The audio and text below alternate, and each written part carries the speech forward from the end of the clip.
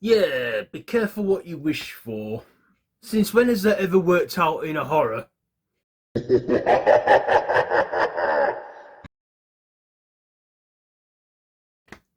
Why, hello there, YouTube, and welcome to a Revolting review. I'm Random Ross, and today I am reviewing the newly released Obsession. Yes, written and directed by Curry Barker, who gave us the found footage film on YouTube that you can watch for free called Milk and Cereal. And of course, it stars Michael Johnston, Ide Navarrete or something, Cooper Thomlinson, Megan Lawless, and Richie Allen. Andy Ritchie. Where did Richie Allen come from? And this is a supernatural horror film. After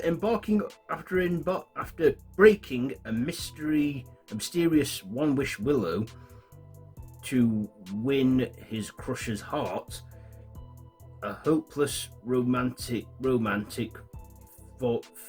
finds himself.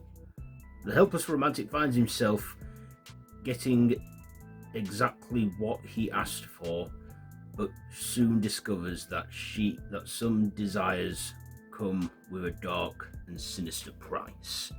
That's the plot to it there. So, what did I like about this film? Well, I believe this premiered in the Toronto Film Festival in September of 2025, but had a proper 2026 release in now. Well, recently in May. And yeah, Curry Barker, like I said, he made a film for about, what was it, $800, a found footage film that called Milk and Cereal, where it's on YouTube, because after not finding a distributor, he uploaded it to YouTube, and like I say, I think it's still on there. You can watch it free, and yeah, it is a good found footage film, even though found footage has been done to death and what have you. I'd say check it out still. So I believe that this is Curry Barker's big, like, proper movie debut. Like as a director and a writer and a filmmaker. The guy is like 27 years old, and he has made a feature film like globally and stuff. So yeah, he's doing good for himself, and I think given Milk and Cereal that I saw, I was expecting kind of a bit of a slow build, which it did do. And yeah, with the whole wishing thing, yeah. So the guy who we follow, called Baron, he's a music store employee that has a crush on his co-worker Nikki, played by Ide Navarrete. And like I say, he makes a wish with a one Wish Willow from a store when he's attempting to buy her a gift of something that she lost. And it just goes tits up when he makes a wish, because she starts behaving mysteriously. At first, he does have a nice thing going with her, but then even then on the first night of the wish, she behaves bizarrely and strangely, and she goes nuts, and it all escalates into a spiral of dark twists, dark turns, and some gruesome aspects, some cat in a sandwich, some messed up stuff in there. We do see other characters like Ian, who is Bear's best friend and Nikki's friend too, and Megan Lawless, who plays the character of Sarah, who again is a friend and co-worker. And we even get a little voice cameo from Curry Barker, who does make a vocal cameo when he phones up about the Wish Willow, about the one Wish Willow. And I was like, that's Curry's voice. I recognised it. I just recognised it. I thought that is Curry Barker making a little cameo there. So he did that as well, was just the voice of the guy who on the other end of the phone. Not much is revealed about the one Wish Willow, though, where it came from. All it is that the people at the store who sell them know what they're of, and do give them a little pre-warning. There's also warnings on the box as well that you read and what have you. But also, when he discovers he wants to make another wish, it's like it says on One Wish Willow, you can't make a wish and break it again. So yeah, and the ending was, well, quite bleak, and I'm like thinking, oh yeah, now that's gonna happen.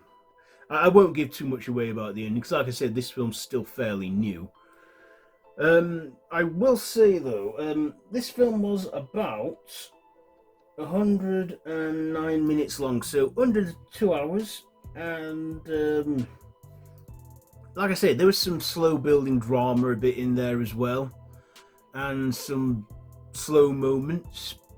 Also, I feel at some points in the film there were moments that were dark, as in like visual stuff, not like dark as in like dark humor and stuff, like dark as in where it was like nighttime, and sometimes you couldn't really quite see whether you were meant to see it or not, or whether you were just meant to see it in a silhouette. Yeah, I guess that's one thing about it. It's dark in some scenes, but I don't know if there was intentional jump scares, but there was one scene that did make me jump when Nikki just went like that in the middle of the night. And yeah, there's one bit where she's just stood in the middle of the room all day and pisses and shits on the floor and what have you, by the look of it, and that kind of brings me back, kind of reminds me of the film Smile.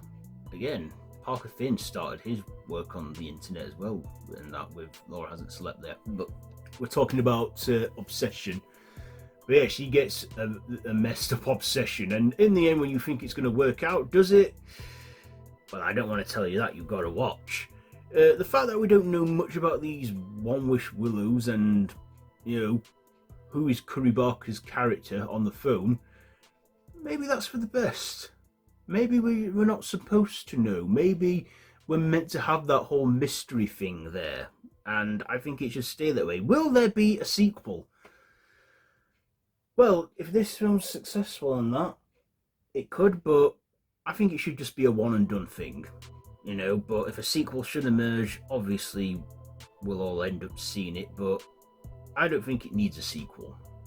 In my opinion, the way it ended, I thought, yeah, just leave it. But I mean, it could focus on another person who gets the willow, but again, it'll just be retreading stuff, so obsession, what have I got anything more to say about it other than there being some drama in there, some bits that were a bit but it was a solid horror, and I thought, yeah, I'm glad I went out and watched this. I'm glad I went to see this because people were saying you should check this out. Someone I knew said to me, oh, you should see this and let me know if you're watching, and I'm letting everyone know what I think to the film Obsession. So what am I going to rate this one? I will give Obsession, you know what, it wasn't too bad for Curry Barker's first pro film. I